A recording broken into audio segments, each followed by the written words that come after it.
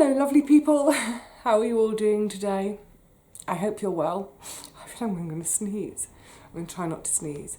It's a bit chilly today, so I've got my lovely Chris shawl on. Firstly, let me say thank you to all of those who joined me on Christmas Day for a bit of chat. That was so lovely. You properly made my day. Yeah, lovely. And in the meantime, I've had some post, yay, which we'll talk about in a second. Still got whatever this is that's going on. A few of you have asked, have I managed to see a doctor yet? No, can't get a doctor's appointment for love and the money. So I'm having some, this is just a bit of lemon and honey with a paracetamol in it. A soluble paracetamol. It's a homemade hot lemon to make me feel lovely. So, oh my giddy goodness. This is the nth of month, I can't speak, I feel really bongy today. End of month 56. What? And every month I say the same thing. I say, I don't know where the month's gone, and it's true. But today I'm saying, I don't know where the year has gone. It has flown by. Oh my goodness. Honestly, you're not going to ask Father Christmas for next year. I'm going to ask him for a special clock where for every minute that the hand goes round, hang on, let me work out the maths. For every minute that the hand goes round, I get given 2 minutes. And therefore within 24 hours, I actually get 48. I need more time. I just have this sense all the time of time running out. Yeah, that's something I need to reflect on and address, because if I'm always running out of time, maybe I'm trying to do too much. I don't know. What can I jettison so I'm not doing so much? But anyway, yeah, it's the end of 2021. Goodness me. Okay, we'll talk about that in a sec. We'll talk about how 2021 has gone and hopes for next year. But let me just share quickly with you finally I had some Christmas post. Now I'm going to rattle through this a little bit because it's not Christmas anymore, but I did want to say some thank yous. Thank you to Geraldine, who sent some of these little packets of instant hot chocky. Fantastic.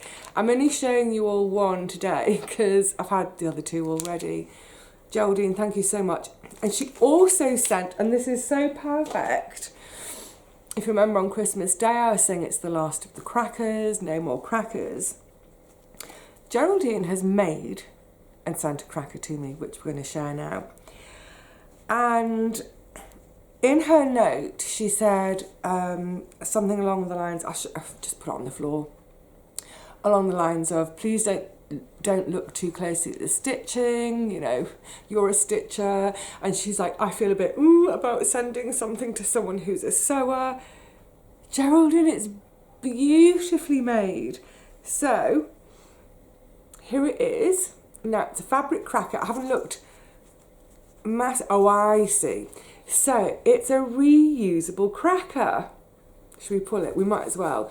So I think there's Velcro in here and here. So I'm just going to pull this end. I guess you could put a bang in. And let's see what's inside. This was not what I was expecting to be doing at New Year's nearly Eve. Oh, hello. Hello, more chocolate. I do love chocolate. I always think I don't have a... Okay, so I'll show you now. But anyway, so can you see here? It's Velcro. And obviously it's got corresponding Velcro in here. And I think, is that a loo roll inside to stiffen it? That's a great idea. Geraldine, you need to share the pattern with us, because I reckon that loads of you out there would love to know how to make a reusable cracker. Now what I'm going to have to do is find a pattern.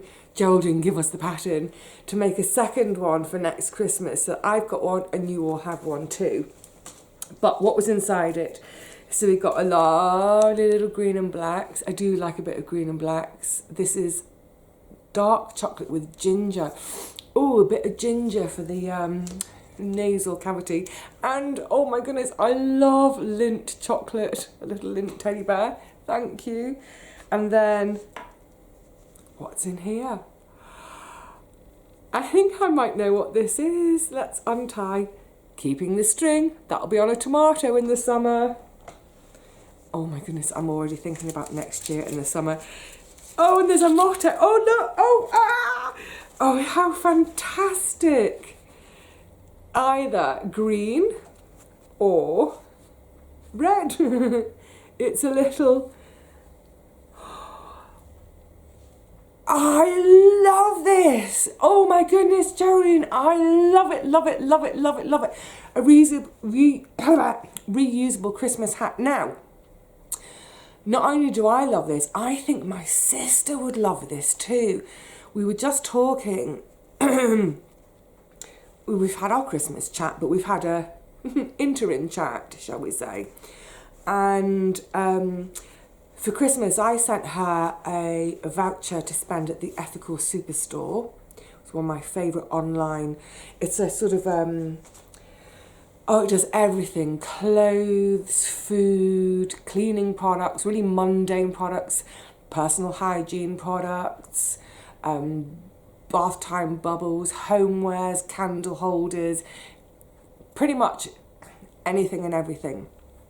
So I sent her a voucher for that for Christmas because I thought what she could do is she could spend it on stuff for both her, my brother-in-law and my nephew, and they can just pick what they want. That's great, isn't it?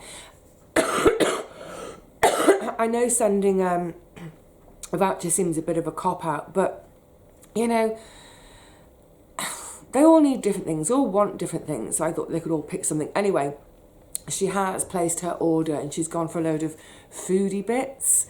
So it's almost like a hamper, and that's great because they can all sit and enjoy the food together from me. Oh, and she bought a little felting kit. I'm so chuffed about that. I said, tell me how it turns out, show me how it turns out, because I really like to have a go too. Anyway, so part of that conversation, we were saying how, well, she was saying how next year she wants to try and have an even more eco-ethical Christmas and make things da-da-da. I think she would really enjoy, I don't know if they're too difficult, she might curse it, making some Keep Forever Christmas crackers. So Geraldine, thank you so much. You've got to send us the pattern. I want it. I think my sister's going to want it. But also, there were mottos, there were jokes. So, why is Santa jolly? It feels a bit weird doing this at New Year's and not at Christmas, but here we go. Thank you, Posty. Why is Santa jolly? Because he knows where all the naughty girls live.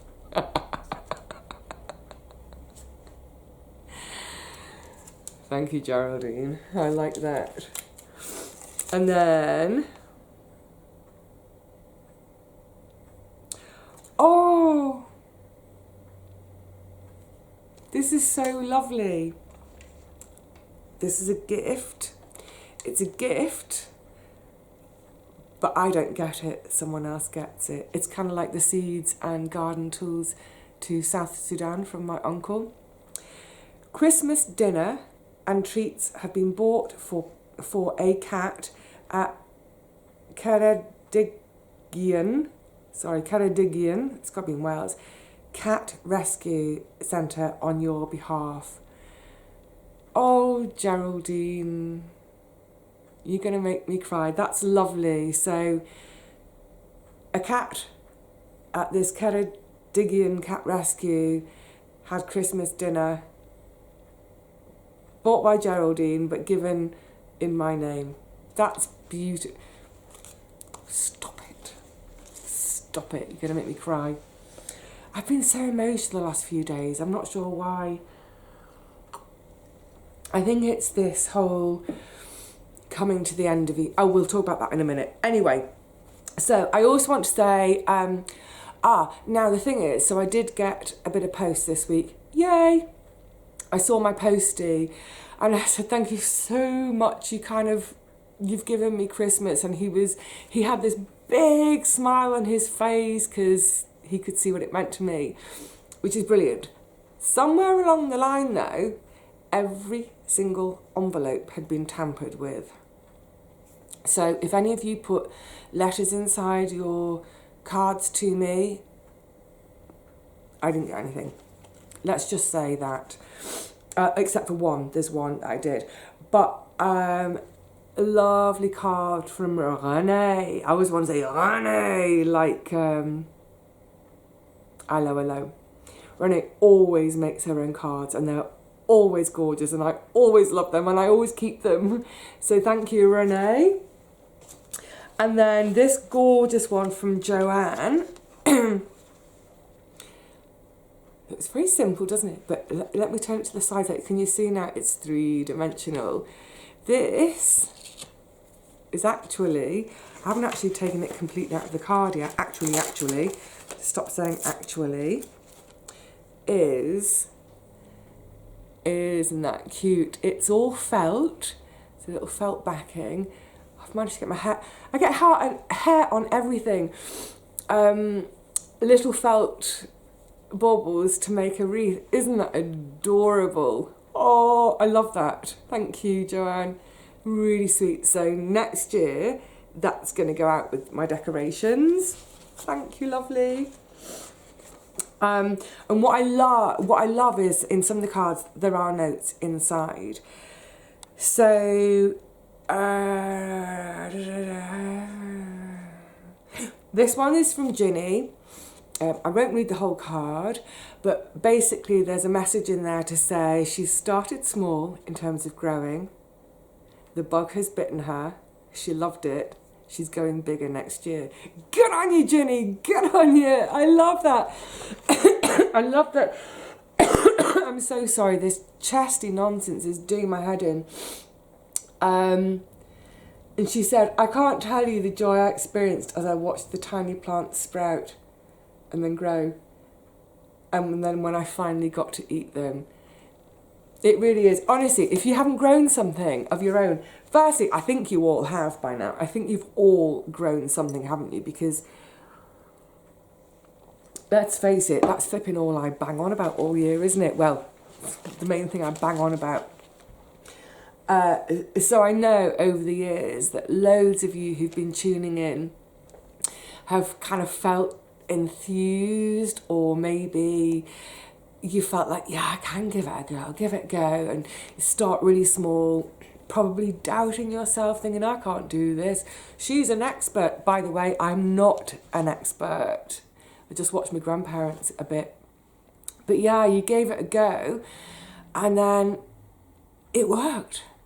And you ate a tomato that you grew yourself, and it was gorgeous. And now you can't stop yourself.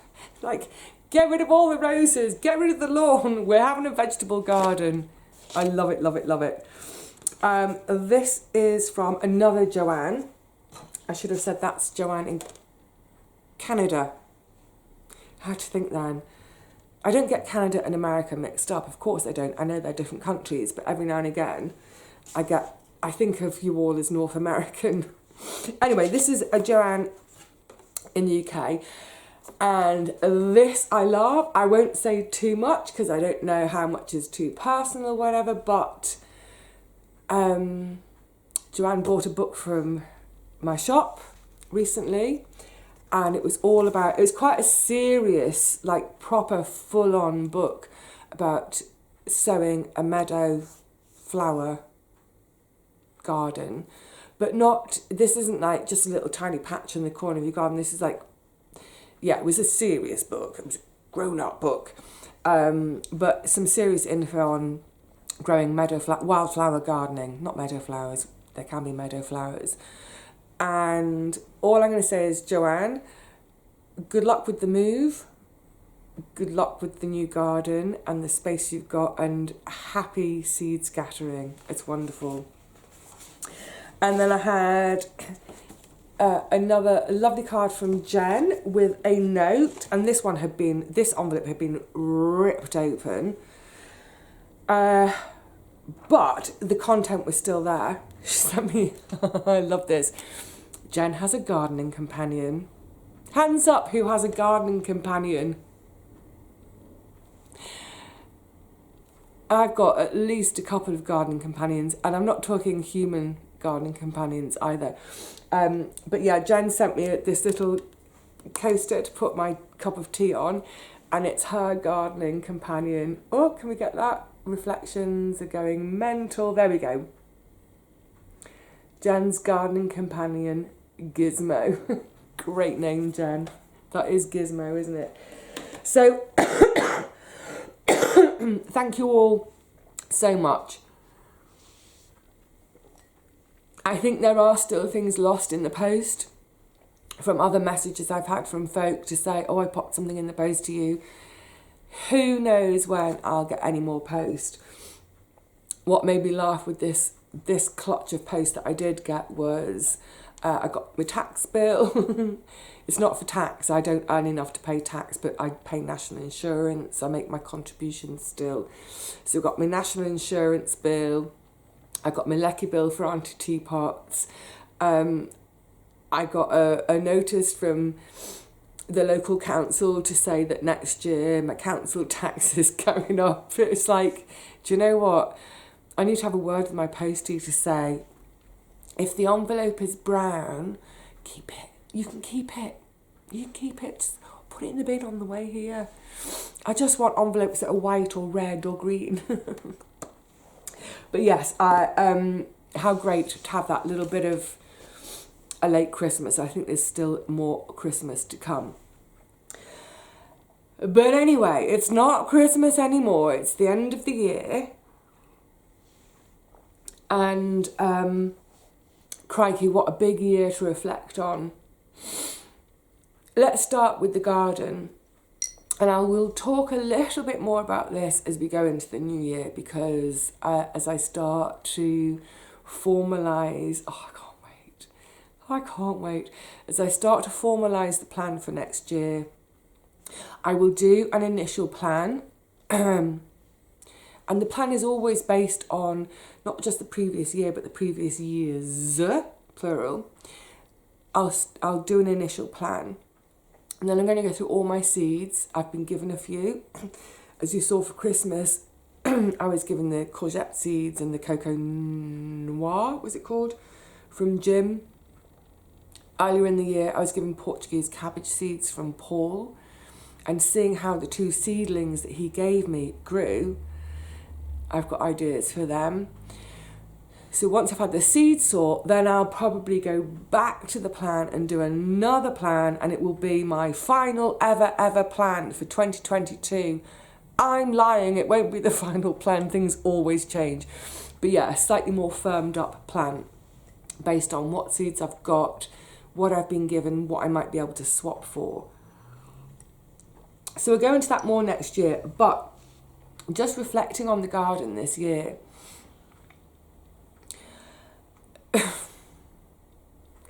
well, any of you've been watching a while, you know how it went. Generally, globally for the whole year, right up to the end of February, it was the first time since I went wage free. So 2017, 18, 19, 20, 21. So here I was coming into my 4th year of living without a wage. And it was the first time that I finally felt like I was on top of things in terms of timings. I'd established the YouTube channel. I'd opened the shop. Later still, I'd started doing the sewing and all those things.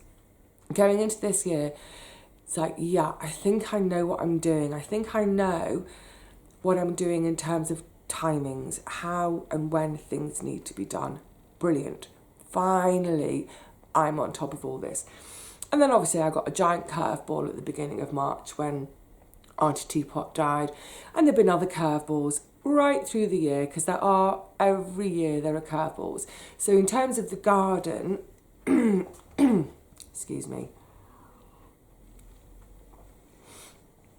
I think all year,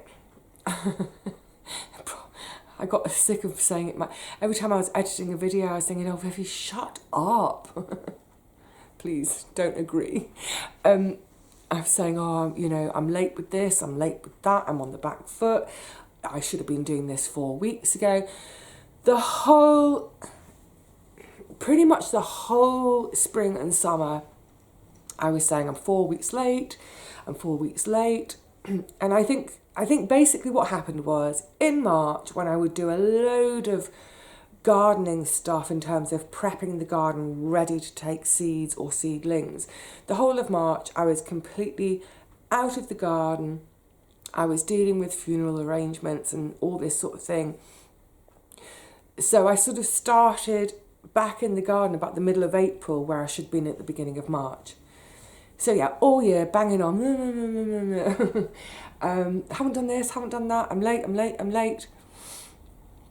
And at times feeling quite frustrated, quite thwarted, and kind of sort of, I think by about July, beginning of July, middle of July, I was sort of reconciling myself to it being an absolutely rubbish year in the garden, but kind of saying to myself, you know what, that's okay, you've had other stuff on your plate. It's okay, don't worry. And then blight hit. Now, I was fortunate. Blight hit me much later than it had other folks. So I did have fruit that was set that I was able to rescue, bring home, ripen off at home. Tomato blight. So yeah, even into sort of end of July, beginning of August, I was still thinking, you know, this is a crummy year. I've really neglected the garden. I've missed sowings of, there are some things that I completely missed the sowings of because I wasn't there. But then you know what happened? The plants grew. If there's one thing this year has taught me, it's, yeah, I need to do the work. I need to give a helping hand. I need to put the seeds in, what have you. But if I turn my back on the garden for weeks and weeks at a time, so long as we've got some rain, and that's what we did have this summer, that was my saving grace this summer.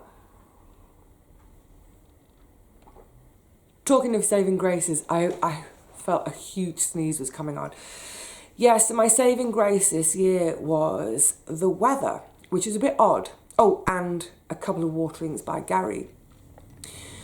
We had, I think, both for May, June, July and August, I'm trying to remember properly now, but each month seemed to start with a 2-week heat wave. I mean, we had some pretty intense heat and some really, really long, very sunny days.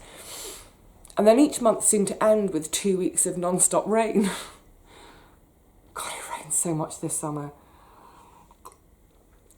Which is, of course, why we ended up with blight.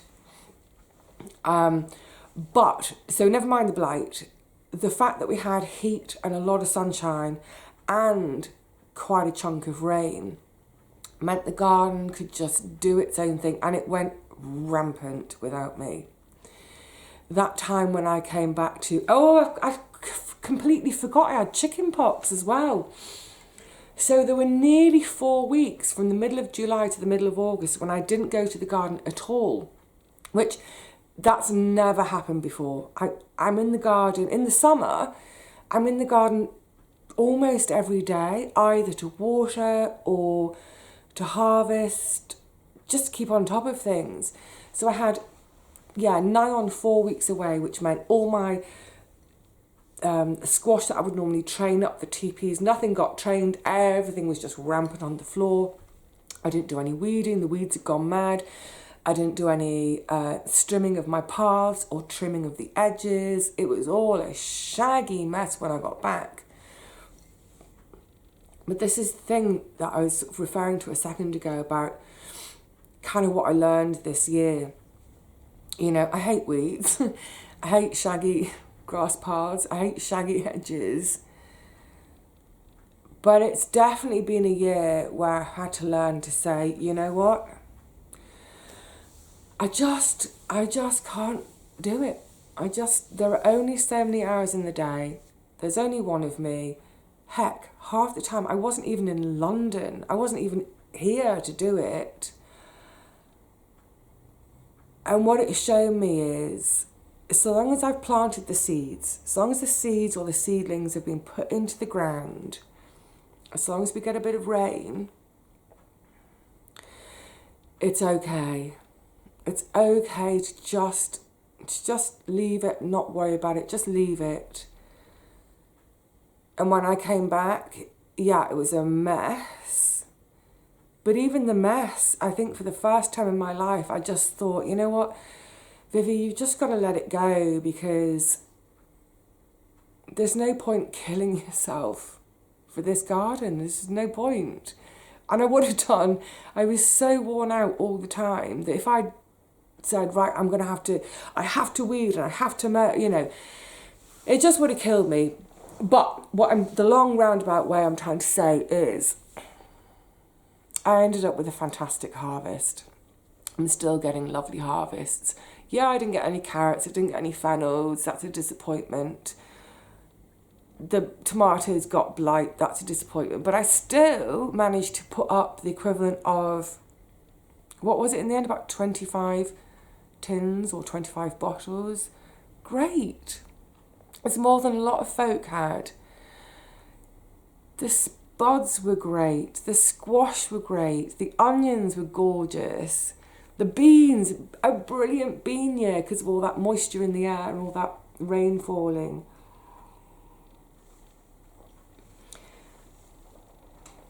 This year was not the year I had planned. And perhaps that's the biggest thing we can all learn in life, isn't it? Is that despite best laid plans, things happen, whether it's weather, if you're a gardener, or, you know, life stuff. Things happen over which we have little to no control. And we can either use up all our energy being angry about the weather, about the things we've got no control over. We can use up all our energy stomping our feet and saying, poor me, poor me, poor me, why did this happen to me, it's horrible. Or we can stop wasting that energy doing that stuff and say, you know what, okay, this ain't great. This is not what I was hoping for, but it's salvageable. And where my energies are being taken up elsewhere, that's important. It's not going to happen every day. It's not going to happen every year. So for now, yeah, I'll focus on the other stuff that's important.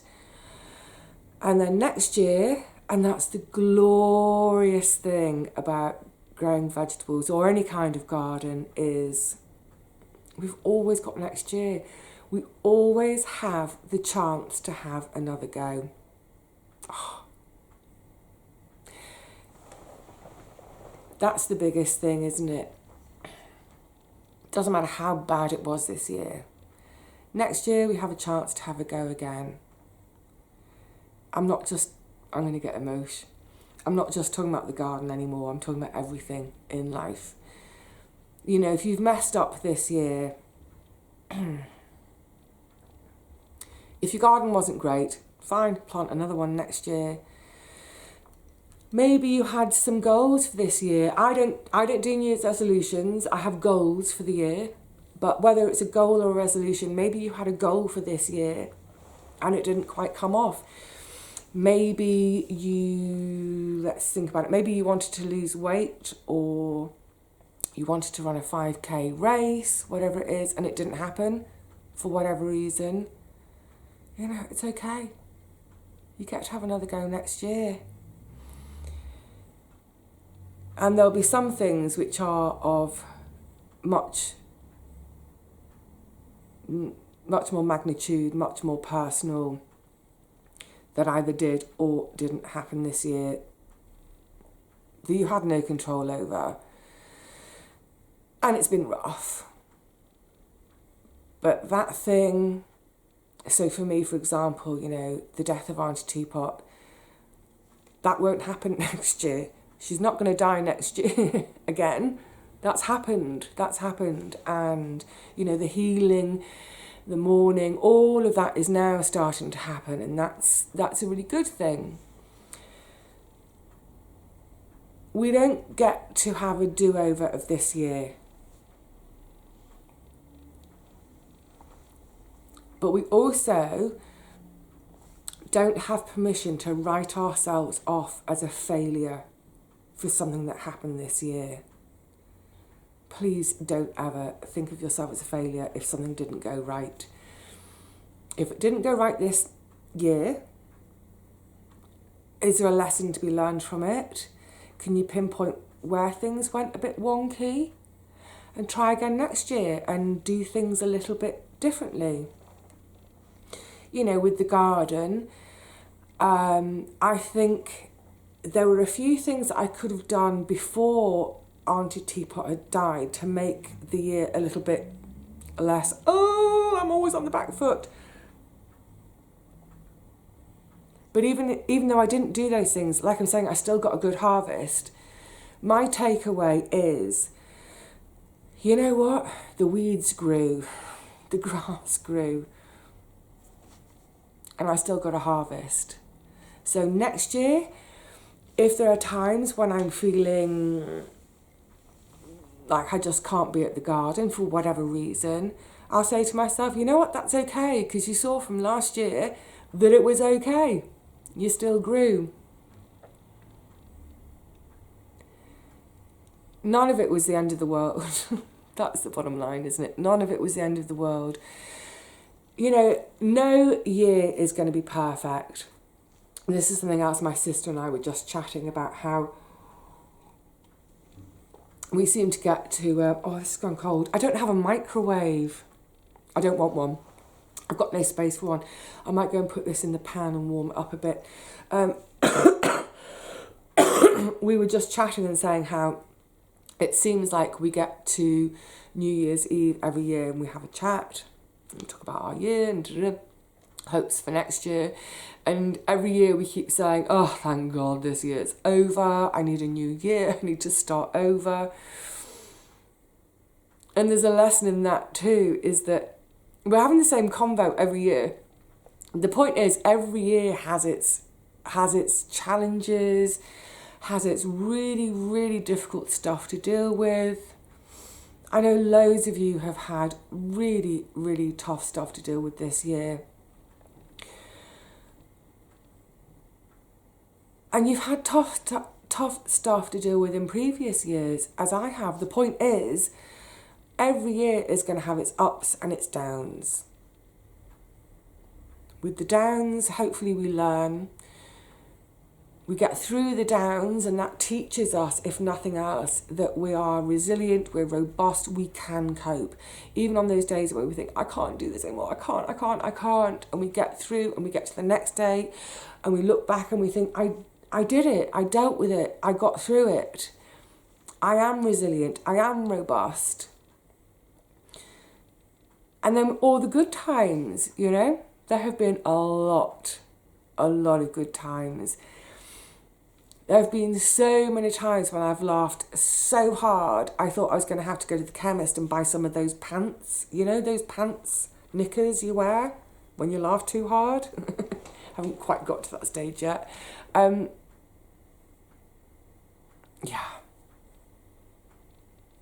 And I get to the end of the year and I think about all my lovely friends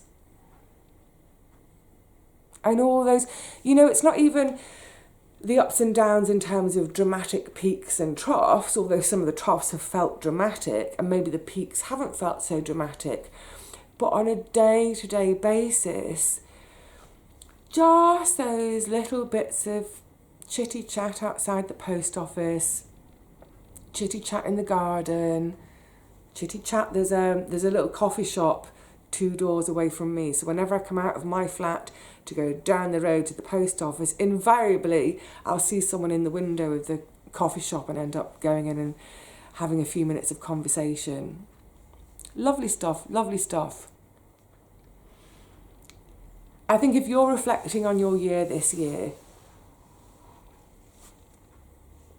I'm sure I've said this before, but if you've had a really rotten, rough, horrible year, I'm doing this, but there's no warmth left. I'm going to reheat it in a second. If you've had a really rough, horrid year, you know, when the clock strikes midnight, there's going to be no magic wand. It ain't going to change overnight. It's just another day tomorrow. I don't mean that in a gloomy way. What I'm trying to say is, don't put too much expectation on yourself and on a new year to make life perfect, because life, it just ain't ever perfect. When you're reflecting on this year, yeah, you're bound to think of some of the tough stuff that happened, but think about how you coped with it and how you got through and how you grew from it, and the great stuff that happened this year. What was your best ever harvest? What can you do next year to replicate that and hopefully have another great harvest? But bear in mind, it might fail completely next year. That sounds really, really miserable, doesn't it? I don't mean it in a miserable way. What I'm trying to say is, look, life, it comes at us from all angles. Good stuff, bad stuff, happy stuff, sad stuff. We just keep plugging on, ploughing on. We get through it, we deal with it, we're done. Moving on. And what could be more optimistic, this is my kind of optimism, at this time of year, than to be closing my eyes for a moment and picturing the garden at the height of summer next August. My garden always reaches its zenith in about the 3rd week of August. So it's before things just begin to fade, but everything's at its most lush. I can picture it, and not just picture all that lushness, but hear the bees, hear the crickets and grasshoppers, the smells. I can't wait. So I'm going to just go and reheat this a sec, because it's gotten really cold. Give me a second. That's better. Warmer. I'm not going to waffle on too much longer. I'm going to just finish by saying this. I was just saying a second ago about at midnight, you know, there's no magic wand. Suddenly your life isn't going to be miraculously perfect next year or in that first second after midnight. But for me, certainly, I find it a useful psychological tool, if you like, to sort of, as a punctuation mark, that I sort of say to myself, right, you know what, Vivi, anything you've been hanging on to that's a bit maudlin or stressy or whatever it is, this is the point to say, you know what, consign it.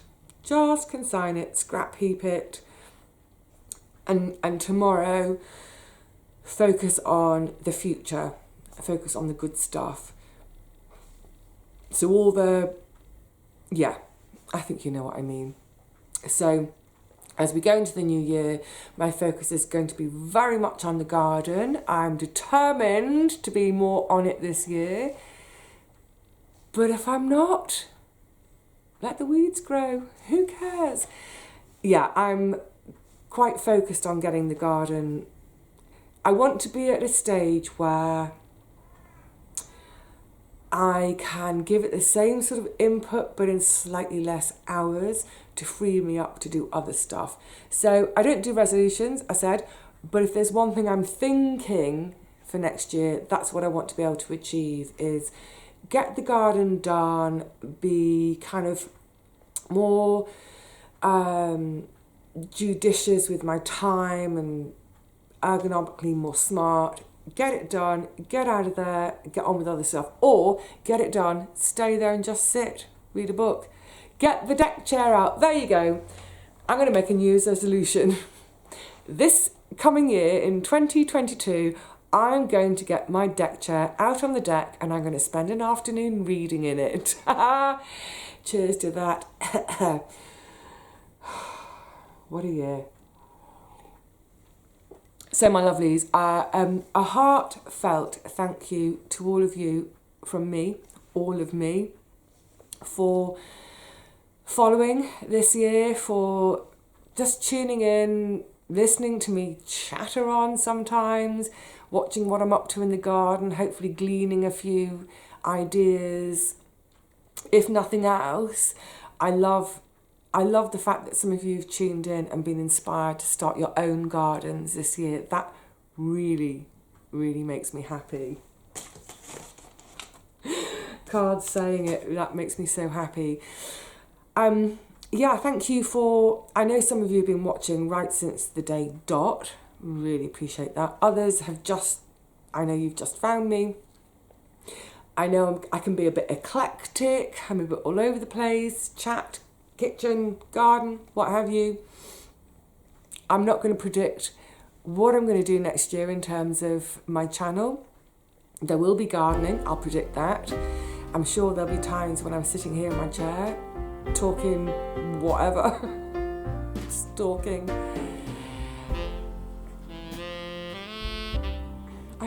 I've got some ideas, but we'll see. We'll see how the year unfolds. It doesn't matter. Let's all go with the flow. Let's just go with the flow. So, on that note, I'm going to raise my now warm up cup of lemon and paracetamol honey.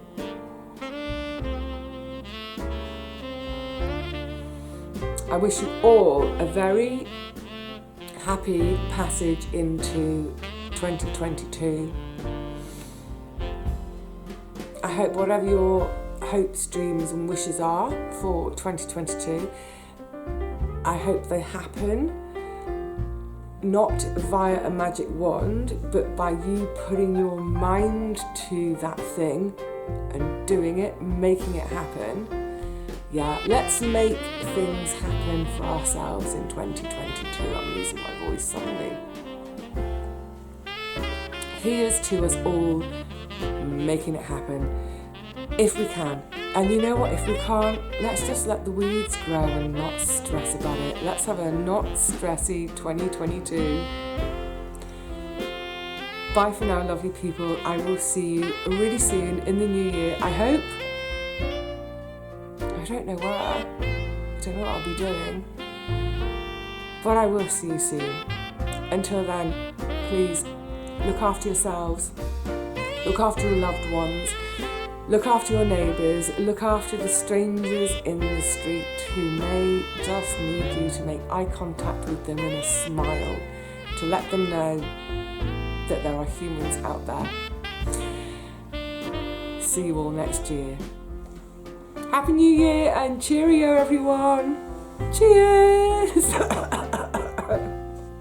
shouldn't have said that.